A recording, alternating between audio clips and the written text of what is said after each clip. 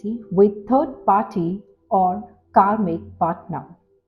So आज हम discuss करेंगे कि आपके ट्विन फ्लेम अगर किसी भी तरह के थर्ड पार्टी रिलेशनशिप में है या कार्मिक के साथ हैं या जिस भी थर्ड पार्टी के साथ हैं, अगर वहाँ उनका सेक्सुअल इंटीमेसी होता है तो उसका क्या रिजल्ट्स हो सकता है, राइट? सो ये जो ट्विन फ्लेम सेक्सुअल इंटीमेसी सिर्फ डिवाइन मैस्कुलिन के लिए नहीं है, ये भी डिवाइन फेमिनिन मीन्स दोनों पार्टनर पे लागू होगी, राइट? लेकिन यहाँ पे क्योंकि अगर कोई एक पार्टनर अवेकन हो चुका है राइट नाउ, तो उस पर ये चीज उतनी लागू नहीं होगी। डिवाइन मैस्कुलिन या रनर, जो भी रनर होगा उस पे ये चीजें लागू होंगी, right? Okay, so welcome to the channel. Thank you so much, आप अपने व्यूज देते हो, आप वीडियोस को लाइक करते हो, आप मेरे को इतना सपोर्ट करते हो and thank you so much.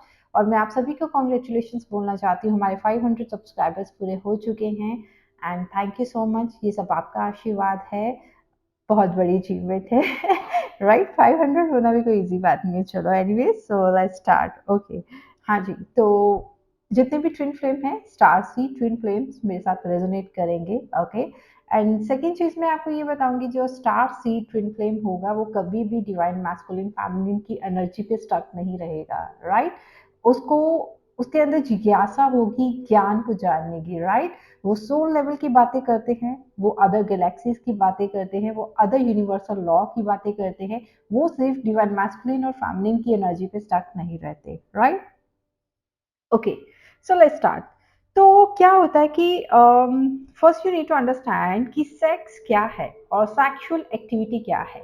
So sex और सेक्सुअल एक्टिविटी सिर्फ एक एक सेक्सुअल इंटरकोर्स नहीं होता है जो आजकल लोग इतना इजीली लेते हैं, राइट? ये एक बहुत ही सैक्रेड एनर्जी है, राइट? और ये जो सेक्सुअल एक्टिविटी है, ये एक बहुत पावरफुल एनर्जेटिक बॉन्ड क्रिएट करता है, राइट? यहाँ पे आप सिर्फ सेक्सुअल एनर्जी एक्सचेंज नहीं कर रहे होते, जब आप किसी भी थर्ड पर्सन या मीन्स राइट टाइम पे राइट जगह पे राइट पर्सन के साथ अगर आप है और वहाँ पे एक सेक्सुअल बॉन्ड क्रिएट होता है तो वो एक सेक्रेट बॉन्ड होता है, राइट? लेकिन जब राइट पर्सन नहीं है आपकी लाइफ में, most of the time you deal with karmics या मल्टीपल रिलेशनशिप में रहते हैं, या आपकी लाइफ में बहुत सारे ऐसे पास्ट में रह चुके हैं या पास्ट लाइफ के जो आपके भी अभी भी डीएनए में करप्टेड एनर्जीज पड़ी हैं, उनकी वजह से जो कनेक्शन क्रिएट होता है that is not secret, right?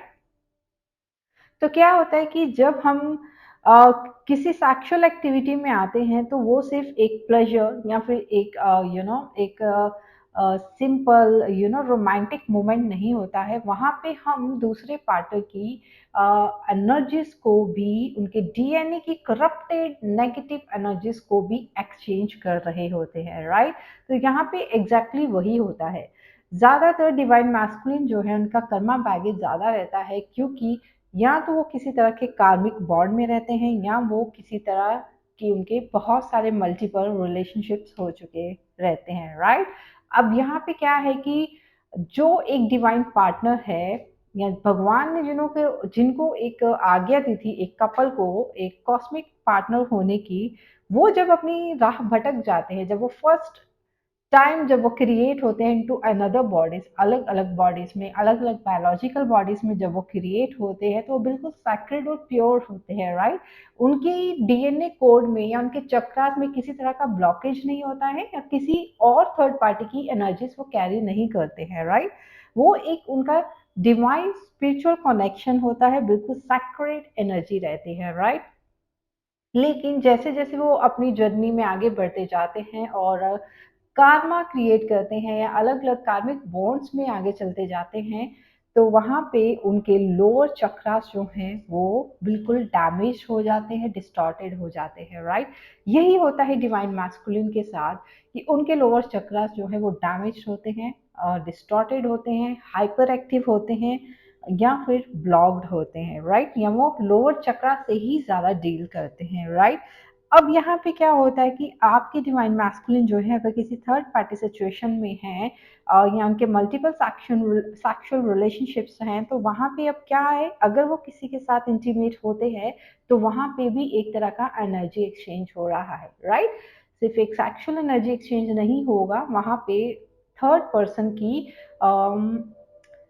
जितने भी डीएनए की करप्टेड एनर्जी है वो वहाँ पे एक्सचेंज होती है, राइट।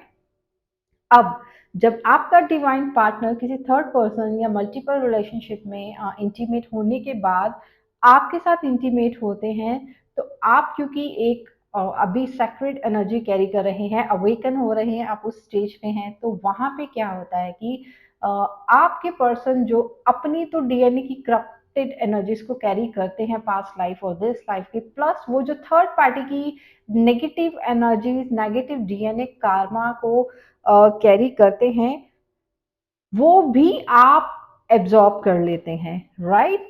यहाँ पे आपका कर्मा बैगेज बढ़ जाता है, राइट। इसीलिए आपको बोला जाता है कि जब तक आपके डिवाइन मैस्कुलिन के चक्रास ब्लॉक्ड हैं, प्योर नहीं है, वो अपनी डिवाइन फॉर्म में नहीं है, तब तक आप उन्हें अपनी एनर्जी नहीं दीजिए, राइट। यहाँ पे क्या होता है कि थर्ड पार्टी की एनर्जी एंड थर्ड पार्टी के कार्मास, curses, negativity, corrupted DNA plus आपके पार्टनर का करप्टेड डीएनए एनर्जीज जो हैं वो आपके अंदर ट्रांसफर, आप उनके साथ अगर सेक्सुअल बॉन्ड में आते हैं तो वो आपके अंदर कैरी हो जाते हैं, राइट। इसलिए आप देखते हैं कि आप कितना डिस्टॉर्टेड फॉर्म में चले जाते हैं, एकदम आपके ऊपर सारा इफेक्ट आ जाता है, आपकी लुक्स पे इफेक्ट आता है, आपकी हेल्थ पे इफेक्ट आता है, आपकी ब्यूटी पे इफेक्ट आता है, आपकी हर चीज पे इफेक्ट आता है। और उधर जो डिवाइन मैस्कुलिन है वो आपके पास आके खुद को प्योरीफाई करते हैं, हीलिंग लेते हैं और फिर जाके फिर अनदर पार्टी में इन्वेस्ट करते हैं, राइट। सो अब यहाँ पे उनकी गलती नहीं है क्योंकि उनको ये लॉ का नहीं पता है, राइट, क्योंकि वो अवेकन नहीं है। अब यहाँ पे वो आपके पास बार बार इसीलिए आते हैं कि जो एनर्जी वो आपके पास आके फील करते हैं वो कहीं और फील नहीं कर पाते, राइट। लेकिन आपकी हाइपर एक्टिविटी, हाइपरनेस को देख के वो आपसे भागते हैं, रन करते हैं और वो उस एनर्जी को कहीं और ढूंढने की कोशिश करते हैं और जाने अनजाने में वहां पे वो अपनी कार्मिक बॉन्ड्स क्रिएट कर लेते हैं, राइट। अब यहाँ पे आप इस चीज को कैसे हील कर सकते हैं, राइट। आप अपने अगर तो आपके डिवाइन पार्टनर, आपके काउंटर पार्ट अगर तो इस रिलेशनशिप के लिए रेडी नहीं है, आपको कमिटमेंट देने के लिए रेडी नहीं है, तो आपको उनके साथ किसी भी तरह का फिजिकल बॉन्ड नहीं बनाना है, आपको बहुत बैलेंस होके चलना है, राइट। जब तक उनकी हीलिंग नहीं होती है, जब तक उनका करप्टेड डीएनए हील नहीं होता है, जब तक उनके चक्रास एक्टिवेट नहीं होते हैं, जब तक उनके चक्रास हील नहीं होते हैं, आप उनके साथ किसी भी तरह के फिजिकल बॉन्ड में आना अवॉइड करेंगे, राइट। ओके। नहीं तो किसी तरह की गाइडेंस लिए बिना, किसी कोच से गाइडेंस लिए बिना आप अपने पार्टनर के साथ फिजिकली इन्वॉल्व नहीं हो सकते, राइट। बाकी सी आपकी इच्छा है, राइट। हाँ, तो बेसिकली सोल लेवल पे जो चीजें होती हैं वो मैंने आपको बताई हैं, ऐसा होता है, राइट। इसलिए आपके ऊपर सारी एनर्जी, सारी करप्टेड एनर्जी आती है, आप बिल्कुल लोअर लेवल्स पे चले जाते हैं, बिल्कुल मतलब बिल्कुल एकदम बेजान हो जाते हैं आप, राइट। एंड आपको फिर अपने आप को हील करना पड़ता है, आपको डबल तपस्या करनी पड़ती है, आपको अपने आप को साधना में लेके जाना पड़ता है, इन सारे बैगेजेस, इन सारे डिस्टॉर्टेड एनर्जीज को क्लियर करने के लिए, राइट। सो यहाँ पे सी गलती किसी की भी नहीं है, बट क्योंकि ये डिजाइनिंग ही ऐसे हुई है। अब यहाँ पे आप क्या कर सकते हैं, अगर आपके पार्टनर स्पिरिचुअली अवेकेंड नहीं है या थोड़ा बहुत भी स्पिरिचुअलिटी में नहीं है, तो यहाँ आप सिर्फ उन्हें डायरेक्टली यही बोल सकते हैं कि वो आपको कमिटमेंट दे, चाहे वो अगर किसी और रिलेशनशिप में भी है, वॉट एवर सिचुएशन, अगर वो नहीं देते हैं तो आप उनके साथ अपना फिजिकल एनर्जी एक्सचेंज नहीं कीजिए। उसके बाद भी जब ये रेडी होते हैं आपके पार्टनर, उसके बाद भी आपको उनसे कमिटमेंट लेनी है, इफ ही और she is ready to go forward with you in life, उसमें भी उनको अपना हीलिंग करना है, चक्रा क्लियरिंग करना है, देन आप एक स्पिरिचुअल पार्टनर्स की तरह दोनों आगे लाइफ में बढ़ सकते हैं।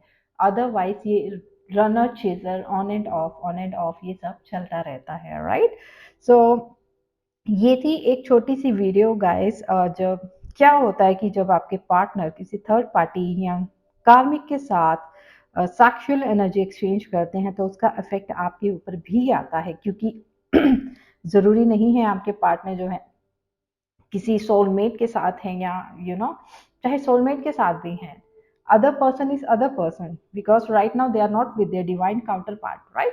तो डिवाइन काउंटर पार्ट के अलावा जब आप या कोई भी ट्विन फ्लेम किसी और के साथ अपना सेक्सुअल इंटीमेसी क्रिएट करता है तो वहां पे वो एक कार्मा क्रिएट करते हैं, राइट? क्योंकि वो बहुत स्ट्रॉन्ग एनर्जिक एथरिक बॉन्ड को क्रिएट कर देते हैं वहां पे। तो अगर आपको यूनियन में आना है, अगर आप दोनों को साथ में आना है, तो आपको अपनी एनर्जी क्लैरिफाई करनी पड़ेगी, खुद को प्योरीफाई डिटॉक्सिफाई करना पड़ेगा, चक्रा हीलिंग करनी पड़ेगी, राइट? सो गाइस, ये थी छोटी सी वीडियो इस टॉपिक पे। आई होप आपको पसंद आई होगी। बाकी thank you so much for your support always. Thank you, thanks a lot. बाकी मैं नेक्स्ट टाइम और भी वीडियोस लेके आऊँगी। नेक्स्ट मैं स्टार सी